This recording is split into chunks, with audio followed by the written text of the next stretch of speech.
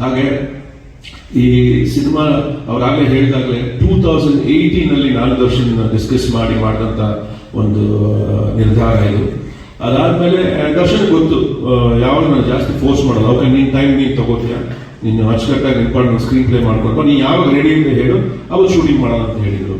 So ಹಾಗೆ I took lot of time in between Covid ಆಯಿತು, ಆಮೇಲೆ ನನ್ನ ತಂದೆ ತೀರ್ಕೊಂಡ್ರು. ಸೊ ಅದೆಲ್ಲ ಮುಗಿಸಿ ನಾವು ಸಿನಿಮಾ ಮಾಡೋ ಅಷ್ಟೊತ್ತಿಗೆ ಓಕೆ ಕಾಟೇರ ಮುಗಿಸ್ಬಿಡು ಮನೆ, ಅದಾದ್ಮೇಲೆ ಸಿನಿಮಾ ಮಾಡೋಣ ಅಂತ ಹೇಳಿದೆ. ಕಾಟೇರ ಮುಗಿದು then we started with Devil.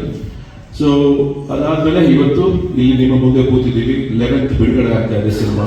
So ಇದಕ್ಕೆ ಸಂಬಂಧಪಟ್ಟ ಹಾಗೆ ನನ್ನ ಜೊತೆಗೆ ಕೆಲಸ ಮಾಡುತ್ತೆ ಎಲ್ಲರಿಗೂ thank you so much, and most importantly for their patience. ಏಕೆಂದರೆ ಅವರೆಲ್ಲರೂ ಸತತವಾಗಿ 2 ವರ್ಷ ನನ್ನ ಜೊತೆನೇ ಟ್ರಾವೆಲ್ ಮಾಡಿದ್ದಾರೆ. ಸೊ ಹಾಗಾಗಿ thank you so much for all that patience and strength that they have given me. So ಅಲ್ಲಿಂದ ನಾನು ಶುರು ಮಾಡಬೇಕಾದ್ರೆ ಫಸ್ಟ್ ಸಾರೆಗಮ ಆನಂದ್ ಸರ್